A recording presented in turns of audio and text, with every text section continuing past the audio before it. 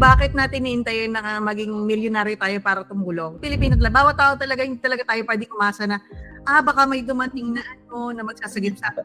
Wala pong darating. Tayo po yung magsasagip sa akin sa isa't isa. So, hindi talaga enough na ang i-go lang natin, gusto ko maka 6 digits, gusto ko ganito yung income ko, but kailangan sabayan nyo rin ng personal growth. Tanong ko rin yun, like paano ako mag-grow? Do I look to the past or do I find a purpose? And nakakatulong na I look at both kasi mas holistic yung view. Let go of those things and just focus on the present. And just be thankful to yourself, to your body for existing, for even showing up to whatever thing that you're doing. What really define our life is the everyday. The everyday, yung now. And that's what you can control. Pag kaya mo nang kontrolin yung sarili mo, nothing can stand against you kasi you know yourself and you know yourself best.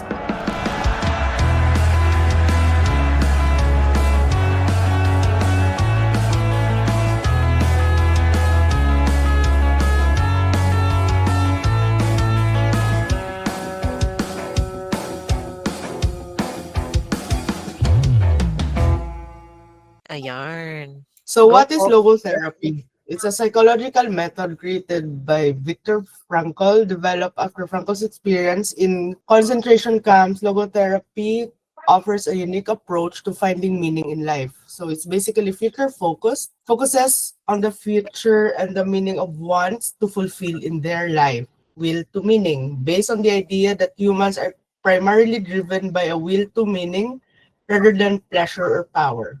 Purpose-driven helps people move forward in life by identifying their unique purpose and meaning.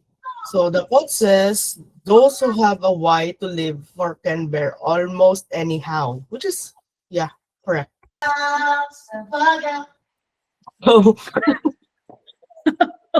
Psychoanalysis looks to the past, focuses on historical events and experiences, introspective, uncovers hidden conflicts and unconscious drives, recurrent patterns, behavior and themes that repeats in life. I think we all have this, no? I don't know if you agree. So, sa logotherapy, it looks to the future, focuses on meaning to be fulfilled. The reason to live emphasizes finding a purpose that gives life meaning. The attitude choice, even in suffering, one can choose their attitude. So what gives you the strongest sense of meaning in your life, in your daily life right now? Anybody? Okay. Ate Peps, please. Alam mo, Ikaw kasi yung sa far left. ako yung una mo nakita. So, Yes. ayun, actually, I was reading the book kanina. Nag-focus zone ako kanina. When I was reading it, I was actually asking myself, when we started the book, sabi ko, teka lang, bakit may pagkain sa harapan ko? Parang finding purpose, yun yung ikigai di ba?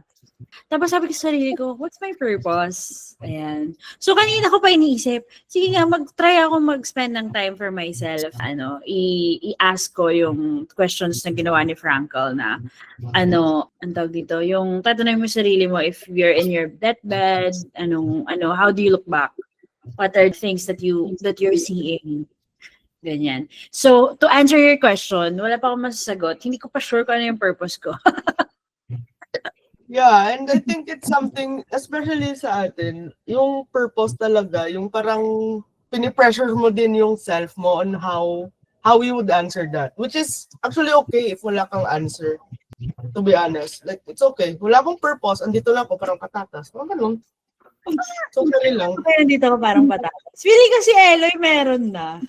Ang sa akin dito, yung the way you find your purpose, sabi dito kasi, daw yung logotherapy. So sabi niya, hindi siya yung normal na therapy session na ina-analyze mo yung past, ganun. Meron daw, parang, the patient will just sit up and listen to things that are hard to hear. So for isa sa mga question nakalagay doon sa akin, bakit hindi mo naisipang mag-suicide? Hindi naman yun yung normal na thoughts na ina-entertain mo on a daily basis. Minsan nga iniiwasan yan pero effective daw yun kasi that's how you find meaning. Kasi na-force ka na sagutin yung question na yun. Bakit kailangan mo mabuhay bukas? Ba't di ka na today? Ang bakit ng session? Natanong niyo ba yun sa sarili niyo? It's a akin, it's a constant question for me. Lalo na nung umalis ako sa corp. Ano, no? Lalo, kasi, di ba, I've been in the corporate world for the longest time. And then I've been asking myself, what am I gonna do? Mhm. Andiyan ka, andyan yung VC. I went to VC. Tapos I have a yoga class. Kasi before ako maalis sa Alorica, Alorica lang. vacation, alam ko sa sarili ko na I may be removed from the work. Kasi nagre-remove na kami ng tao nun eh. Sabi ko, susunod kami dito, ganyan. So I prepared myself. Pero at the same time, after going out, sabi ko sa sarili ko, what's next? Is it really going to be really teaching? Or am I going to be a freelancer? Minsan nagiging candle maker tayo, ganyan. Tapos nag-attend pa ako na hosting workshop, ganyan. Tapos si Ate Jana, inaaya akong mag-makeup workshop, ganyan. Tapos may free diving pa ako. So there's a lot of things happening, but at the same time, I'm also asking myself, what's really next? Kaya I really envy some people na their calling is to, let's say, they want to help people out, they want to do whatever, ganyan, di ba? Hanap na nila. Oo. Pero you don't have to feel guilty or you don't have to feel na parang you're incomplete just because hindi mo pa nahanap yung purpose or yung calling. Kasi it's really a journey.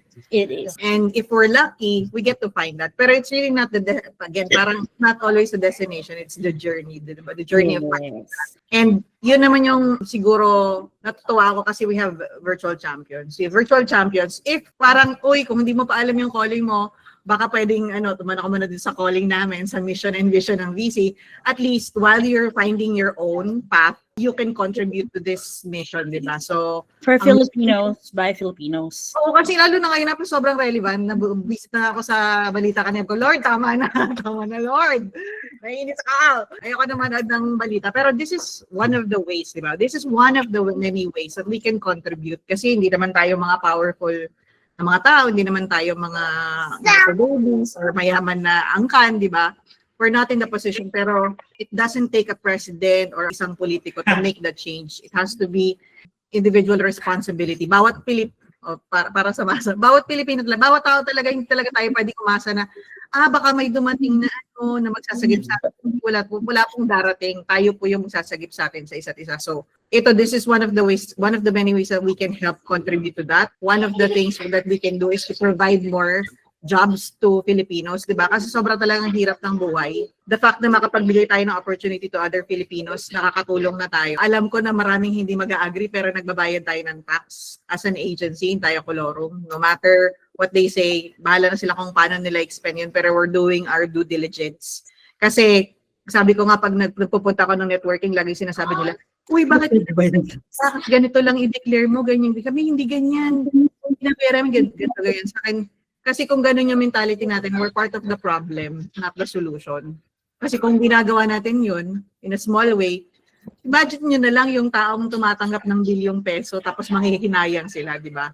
So tayo, kahit na 20K yung sinasahod natin, nagbabayad pa rin tayo ng tax. So it's really a cultural shift and a mindset shift, and it starts with us. Kaya sabi pa nila, bakit ka nagsi-CSR ng quarterly? Dapat annually lang yan, parang for show, ganun sabi ko. Bakit natin iintayin na maging millionaire tayo para tumulong? So, kaya naman natin tumulong. Basta yung maliliit, tigpipiso tayong lahat. Pag pinagsama-sama yan, marami na rin yun. Kaya, in a way, you don't have to parang mag-carve ng hole sa isa underground just to find the path. Virtual champions can be your avenue to help in small little ways. So yun naman ako natutuwa kasi meron tayong way, small ways, meron na tayong nagagawa. Muntik na akong maiyak. And amen. Ulong na yan, mga kurakot. I love the passion. Ying, did we answer your question?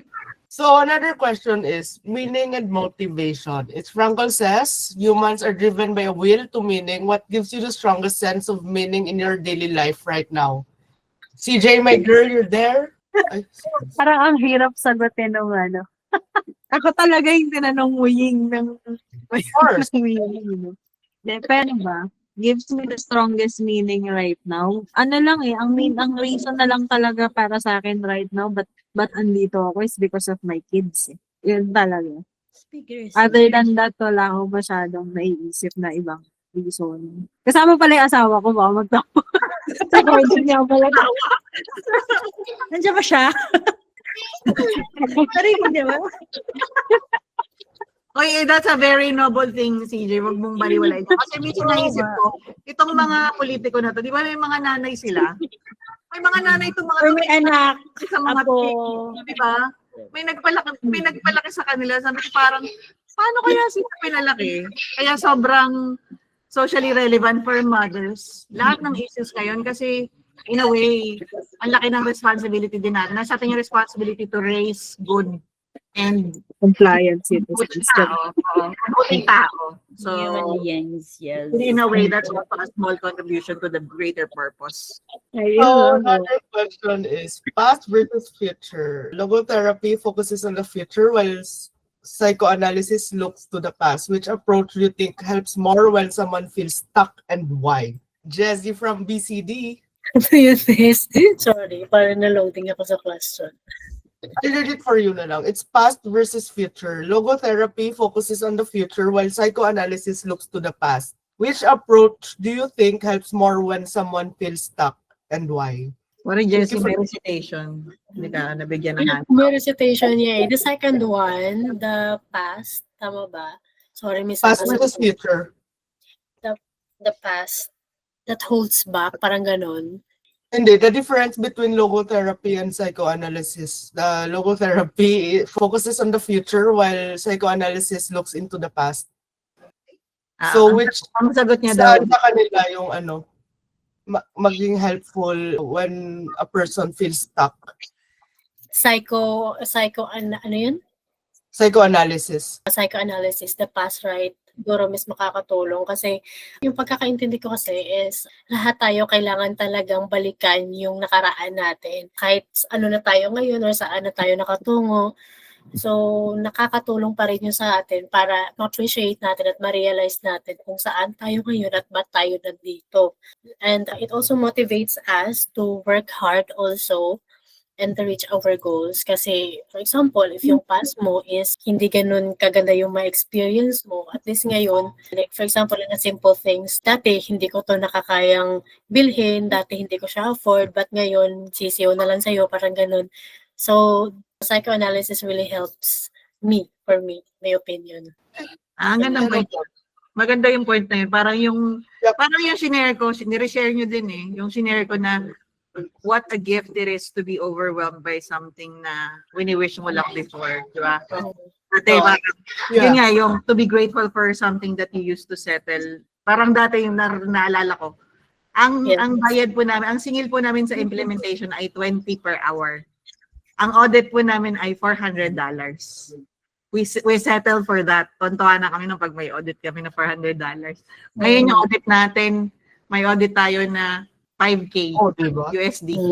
So, grabe yung I think maganda dun sa looking back kung saan ka nang galing kasi you get to appreciate what you have now. Yung sabi naman dun sa book is, mas sa logotherapy daw is you focus naman on the future. If it's a negative thing, parang don't dwell in the past. Kasi for example ako, may mga previous version ako ng sarili ko na I'm not proud of.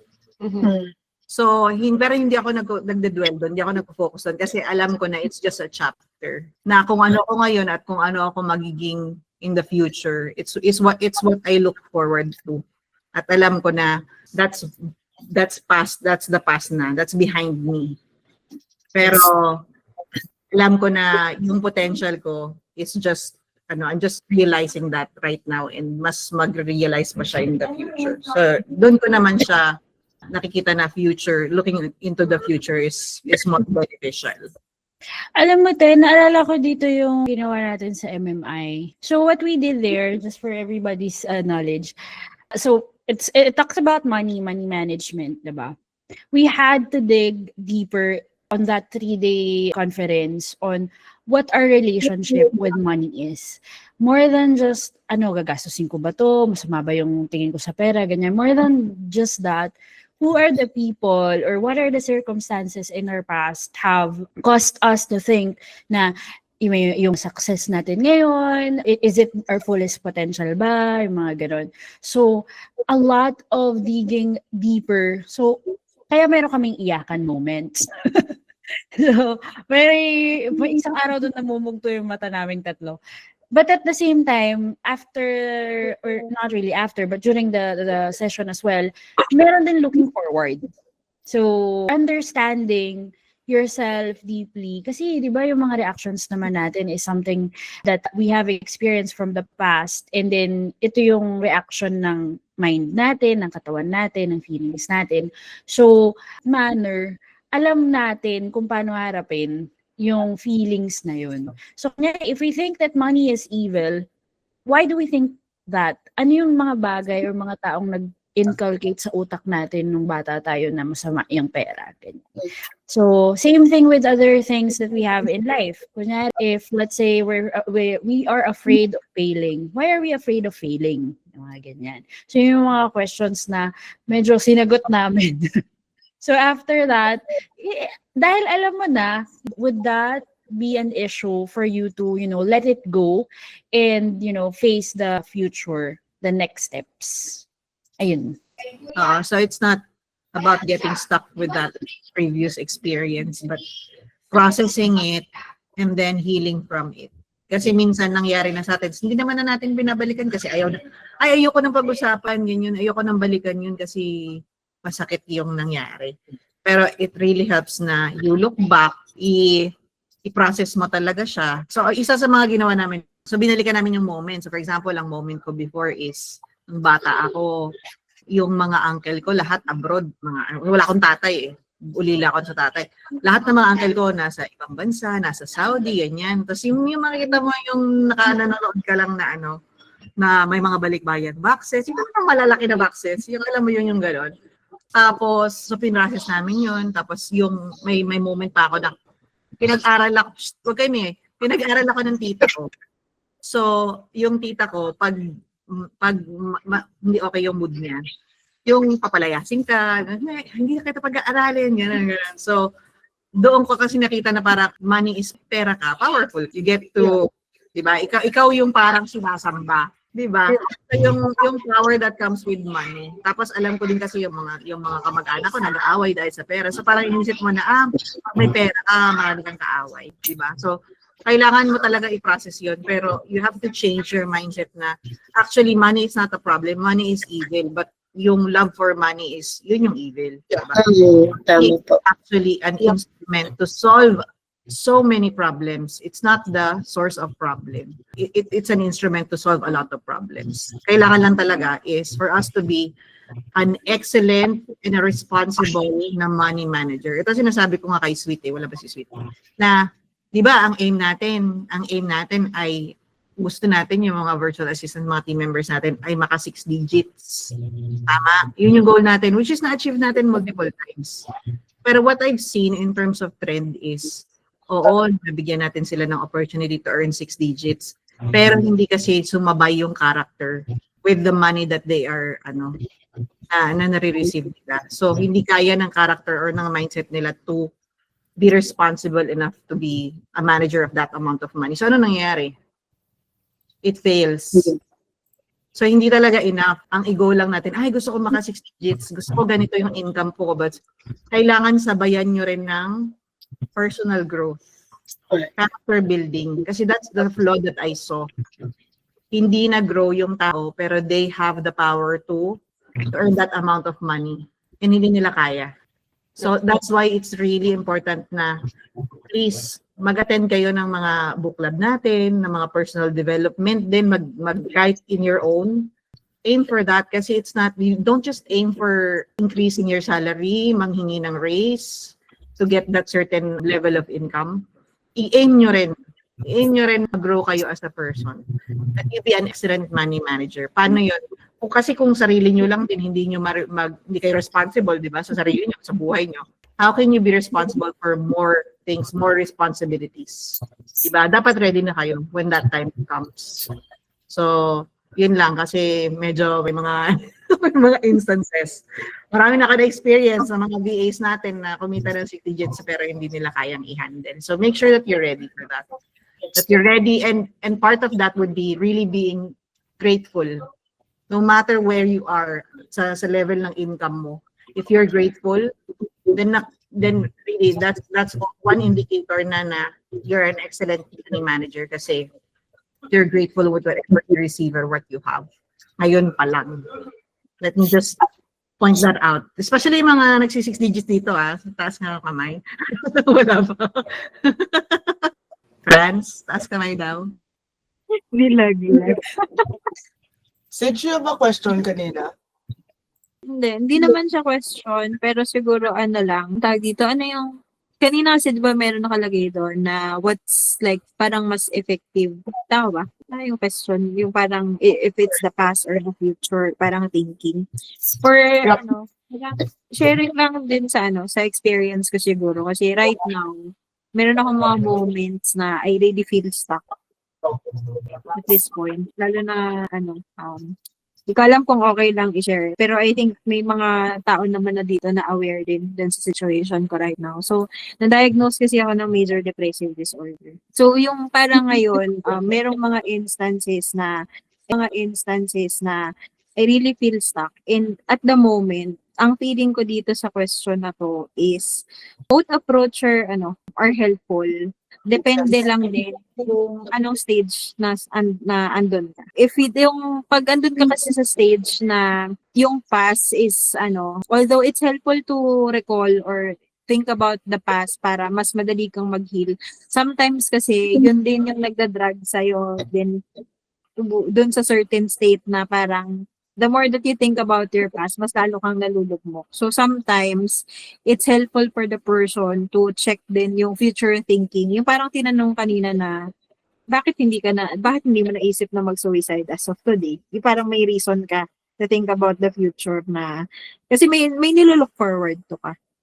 Yun. Kasi kung minsan, di ba, masyado tayong nagdadwell dun sa past na, puro negative na. Pag negative lahat ng nangyari sa'yo, negative na lang din yung iniisip mo. Whereas kung look forward ka sa future na, ay baka naman may magandang mangyayari sa akin bukas. Then that's gonna be helpful for you din na in the long run. Ayun, yun lang.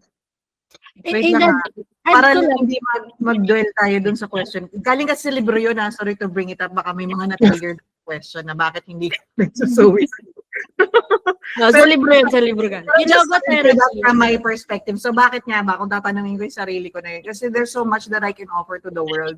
Hindi lang dahil gusto kong may ma-experience pa na marami pa akong mapuntahan, marami pa akong ma-achieve, marami pa akong magalaan na bansa. It's because there's so much that I can offer to the world na marami pa akong pwede tutulungan. It's really not for me. Gift ka to the world. To the world, yeah.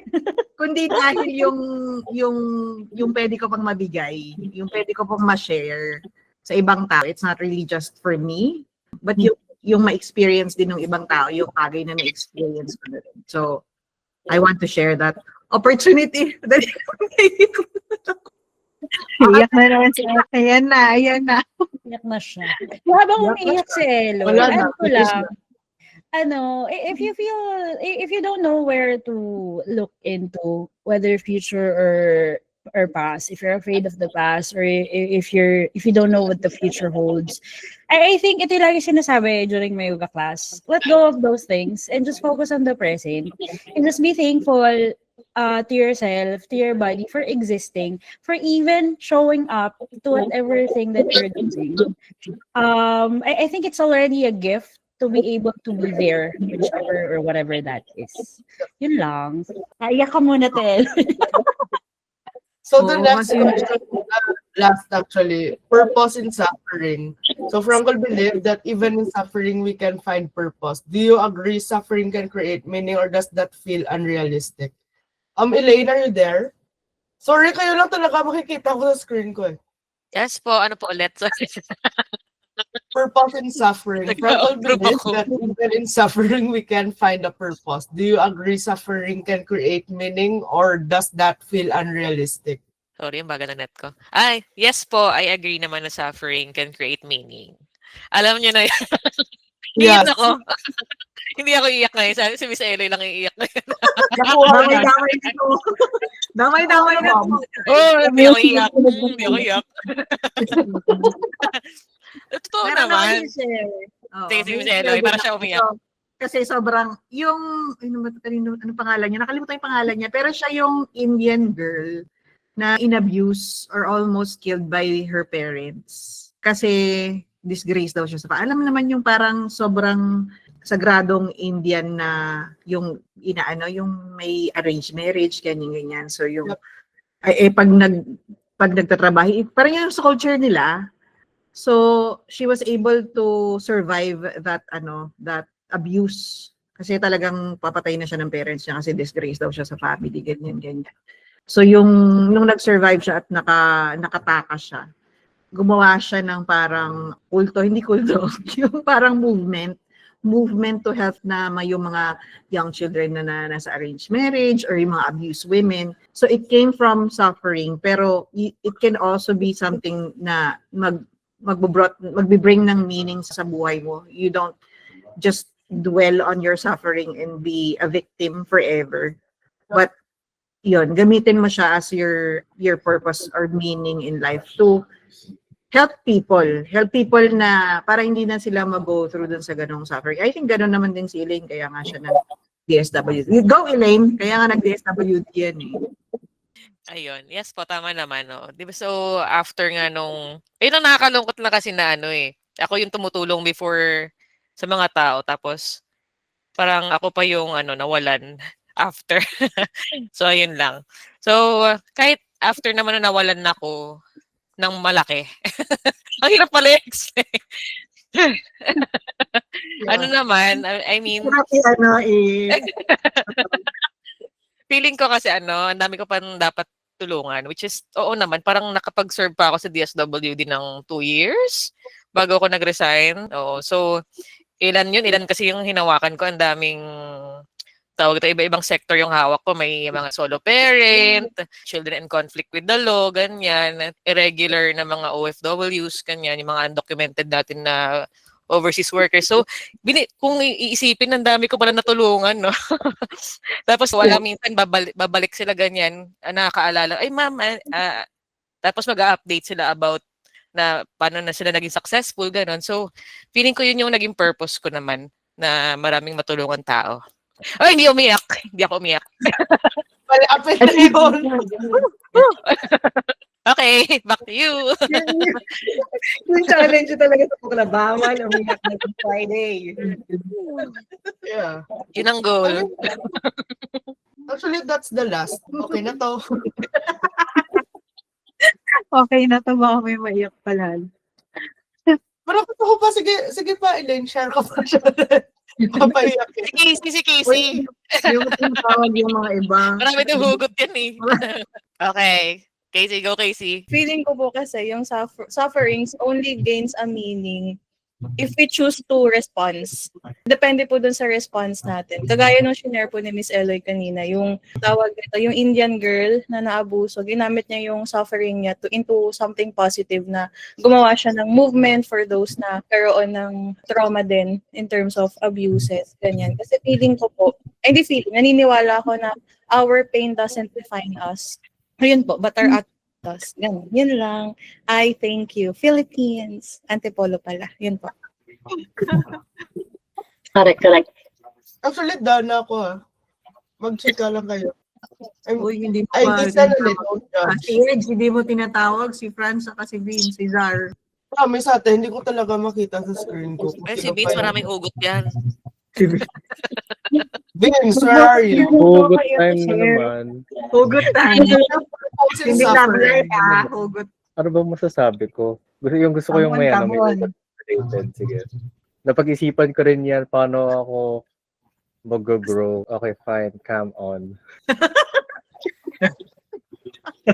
Paano ka namin on? Ano ba naman yun? Sabi ko, tanong ko rin yun, like, paano ako mag-grow? Do I look to the past or do I find a purpose? And nakakatulong na I look at both kasi mas holistic yung view. Oh? Okay. Kunyari, May ex ako. Willing akong tanggapin ulit. Do I grow from that? No. Gusto ko lang, pag na-stuck ako sa past ko, hindi ako mag-grow. So I gotta look forward to the future and ganun. Diba? So, tinanggap mo ulit? Hindi. Chares. Marutok pala. Naging rule ko na nga na hindi na ako makipagbalik sa mga ex ko. Pag for any reason, hindi ako babalik doon. Tapos parang legit napaisip ako na medyo tama nga yung ginawa ko kasi hindi ako mag-grow pag hindi ako Move on. look forward sa mga ibang experiences. Tapos pwede naman siya i-generalize sa ibang parts, hindi lang sa love life. You get the point. Just keep moving forward. And I guess, ganun din pag sa purpose ng life ko. Hindi ko rin alam, hindi ko masasagot ngayon. And I think that's my purpose in life, to find that purpose. Gusto ko yun. Thank you, Thank you, Nat. Thank you, Nat. Si James. Francis, Looking are forward you to there? the next. Andito ba si Francis? Franz, andyan ka daw ba? Dito po. Hello, Franz. May we know, Narinig niyo po. yep, what's your purpose behind the suffering? Actually, dun sa magkakamera on na. Yes, please. Ayan. Pangalawang yung about looking into the past and the future. Recalling yung past and the future. Medyo nakarelate ako doon. Na-check na. Medyo may sorry. Actually, sakto sa especially this week, I had this conversation with a friend just last Monday or Tuesday, and he was talking about yung internal struggle lang. Ang ganda ko sa point na yun, at least yung araw na yun, na parang may concern ito. Am I looking for something? Ano yung gusto ko nangyari sa buhay ko? And then, I remembered na parang, looking into the past, or remembering my past, nasabi ko sa sarili ko, while talking to my friend, parang, someone out there can be where I am. Yung may mga choices ako, may bahay ako, I have roof over my head, I'm able to provide, I can eat whatever I want, so parang that reality, I realized ko na actually grateful. Ang future natin is always, we're looking for something. We always go for something. And once we reach a goal, then we aim for another goal. A bigger, much bigger goal. Siguro sa life. Is it a life? Hindi natatapos yung, it's not about hindi ka contento. More of, okay, na-achieve mo yung goal mo. What's next goal? So, by just yung analysis mo yun, or kung ano man yung pangalawa, what's helpful to me is both past and the future. Past, in a sense, kung saan ka nang galing. Future, and where you want to go. And think first time ko sumali sa book club, I must say na natutuwa ako sa insights from everybody, from LA, from all the members, the members here. So, ang ganda. Natutuwa ako, ang ganda. Natutuwa din kami, Franz. Sana mas maganda yung audio mo next week. Kaya unlisted country kasi alam ko ano eh. Galing sa puso. Ganito lang. Tatel pa kami ngayon, hindi kami umiyak. Partida. Sali ka every week pa. We can get to know one another deeper outside of work. Yan. Sino pa? Zar. Edge. Maraming sasabihin si Edge. Alam mo. Let's go, Edge. Ayun po. Let's go. So, ayun. So, sa akin po, napaisip din po talaga ako nung nabasa ko yung libro. Grabe yung tanong, di ba? Sa first page pa lang. Bakit hindi ka ba nagsusuicide? Grabe. Kasi nung binasa ko, sabi ko, ano mga tanong na to? Parang, Isa po yung trigger para nag-walking kasi ako habang tinatry ko siyang basahin habang nag-walking, tapos naka-earphones. Napahinto ako, sabi ko, ganun pala dapat maging introspect para mag-isip. Ganun ba? So, sabi ko, sagot ko dun sa sarili ko is for my parents and para sa mga loved ones. Yun yung pinasagot ko. Tapos, okay na, naglakad na ako ulit. Yung part would looking back or looking forward help you. Sa akin, ang mas nakaka-help is looking forward. Kasi I believe naman na lahat ng people is meron talagang purpose na and ma-achieve naman natin yun eventually. Tapos magiging masaya din tayo kahit hindi pa natin siya alam. Kasi yung journey is also a part ng purpose natin. Yung pagtahak natin sa sitwasyon natin, ganyan. So, ayun. Ano rin po ako isa rin po akong batang merong challenges sa life. Diagnosed ng depression, ganyan, may ADHD. Pero every day may struggle in a sense na palagi ko kasing question yung mga yung mga actions ko sa life. Pero or minsan kinakabahan ako or meron lang fear bigla na baka hindi naman yung mga actions ko sa life. Pero or minsan kinakabahan ako or meron lang fear bigla na baka hindi naman Bang ka na eh. hindi ko naman po matatanggi kasi mabilis ako kinabahan na ako, galit na sa akin si nanay, wait lang. Ganun. So ganun po, medyo ganun ako kabilis kabahan. Nagpapanik na. Tapos iniisip ko na lang na hindi maintindihan na yan ni nanay tapos or magsasakid naman ako dito sa ginagawa ko. So yun yung parang looking forward sa future na ginagamit ko everyday para sa So, gustong-gusto ko yung sinabi ni Ate Pepper, kapag hindi ka maka-look forward or maka-look back, matuwa ka na nandun ka sa present. At least, nandito ka, So, ayun po yung aking mga na-realize this session. Totoo yan lalo na ako, nag-40 na ako, guys. I could only imagine yung mga magda kung ano na yung mga fears nila, yung mga 50 na or nag-60 na. Iba na yung iniisip mo.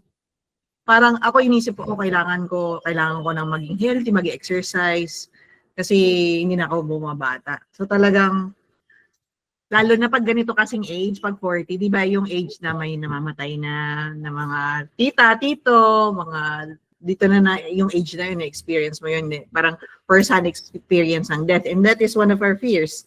That's a very common fear among everybody, di ba?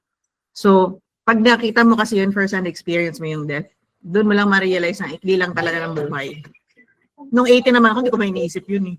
Nung 16 years old ako, parang I'm on top of the world, I have all the energy, ganyan. Parang hindi mo iniisip yun. Pero pag ganito ka ng age, talagang, minsan isip, paano kung di ako mag-isip kinabukasan? Sino mag-a-approve ng vlog ni Edge? Di ba? Kaya minsan, pag mga gano'n, na-appreciate mo na everyday is a gift. The fact na buhay ka, nagising ka, you're here, and you're doing something positive, na may positive impact sa mundo, is already a gift in itself. Hindi, it doesn't have to be grand na, next year, may nakabook ako ng flight sa ganyan. It doesn't have to be always grand. That doesn't define your life. Yung mga moments lang yun, yung mga moments natin na graduate tayo or naka-achieve tayo ng certain milestones, those are just moments. What really define our life is the everyday. The everyday, yung now. And that's what you can control. You can't control the past. Hindi natin ma-predict kung anong mangyayari bukas or in the future. Pero that's what we can control. And ang makontrol din natin is yung reaction natin and yung response natin, how we show up every day. Yun yung kaya natin kontrolin. You have all the power to control that. Yun, pag na-master nyo na yun, yung kaya nga sinasabi na parang the greatest knowledge is knowing thyself, di ba? Kasi pag kaya mo nang kontrolin yung sarili mo, nothing can stand against you kasi you know yourself best. Nakabalik ka, Peps. Tapos na kami actually. Hindi mo na si Franz. Sayang yun. Okay lang. Matagal ko nang naririnig si Franz. Hindi ako nagsama sa'yo. Ayun. Si Zar. Zar saka sino pa yung Ayan, take away ba yan? Yung yung last na question? Pain and suffering. The purpose in suffering. The purpose in suffering daw. Finding meaning through suffering. Si Zar pa. Go, Zar. Come on, ma'am.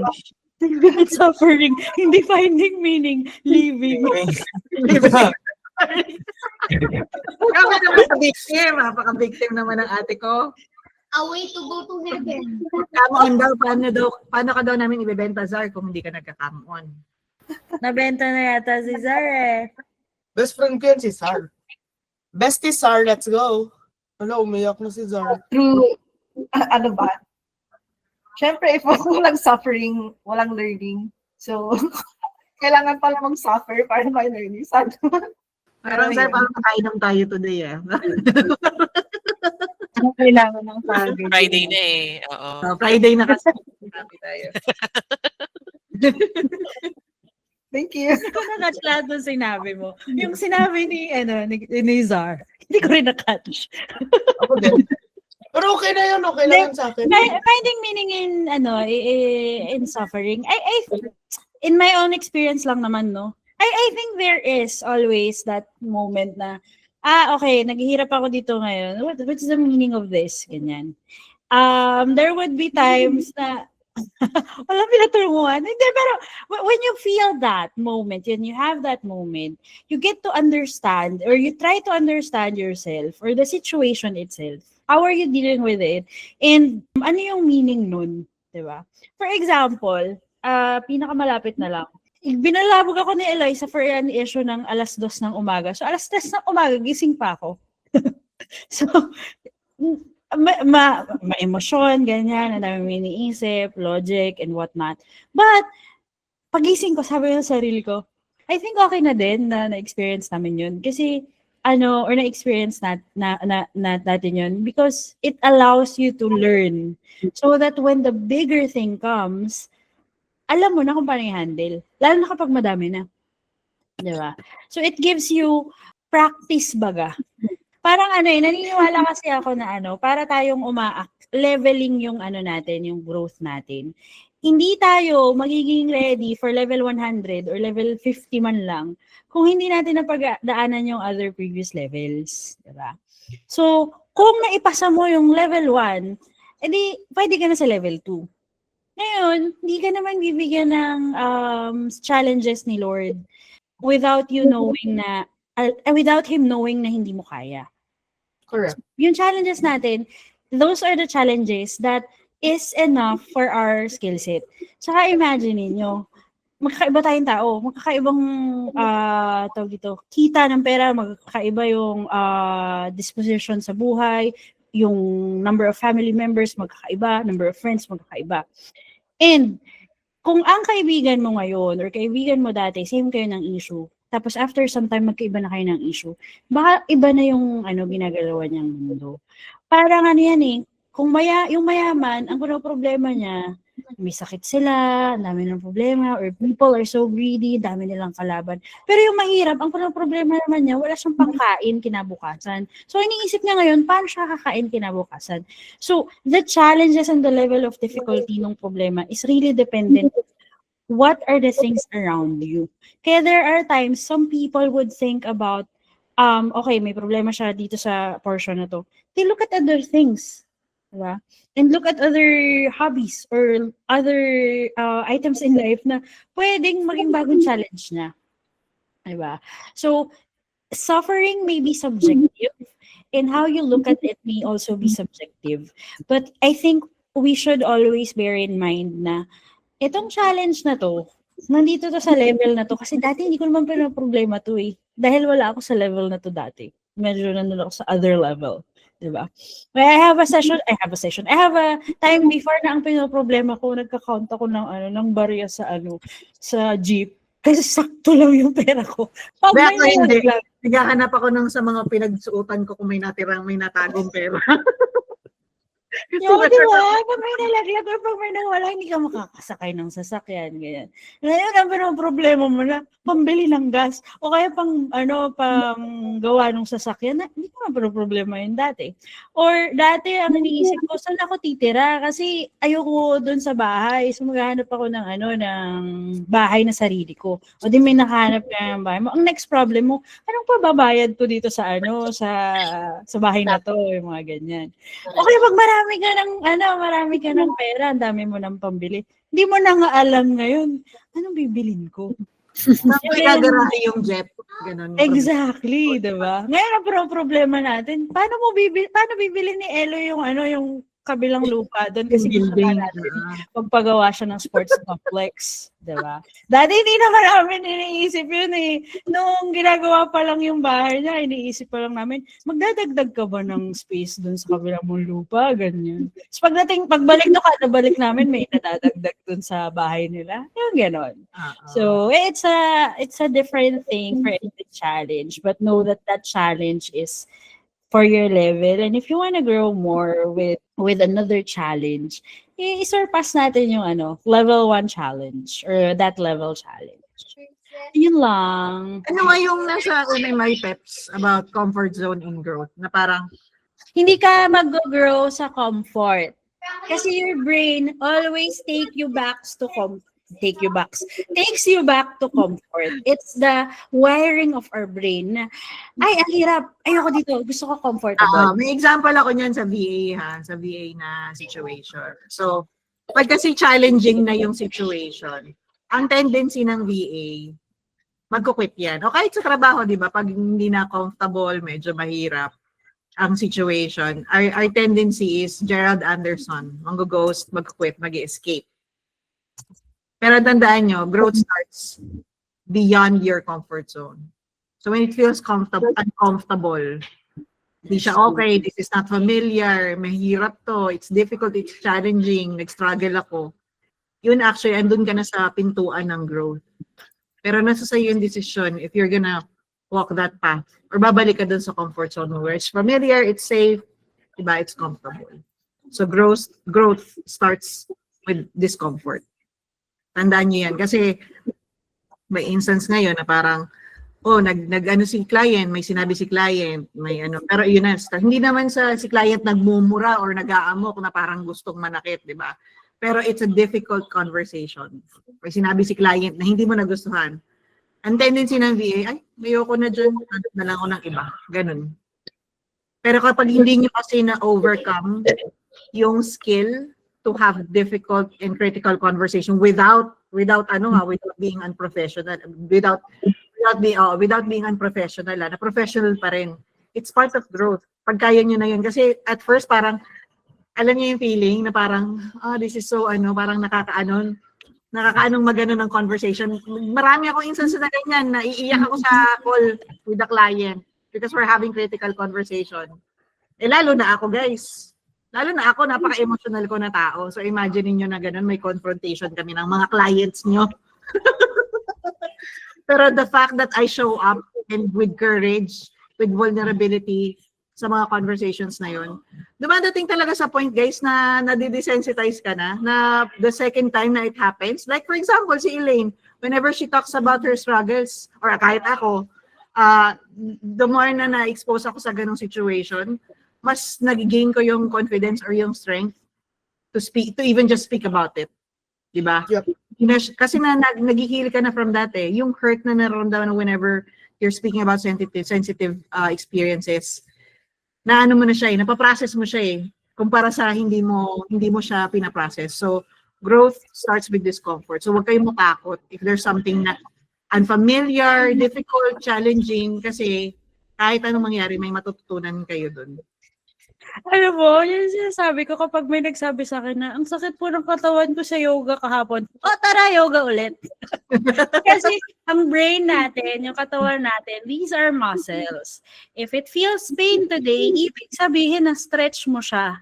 So lumalabas yung milk, whatever, ganyan. So, yun yung masakit na portion. Pero pag nai-release mo ulit yun, mas stronger na yung yung muscles mo.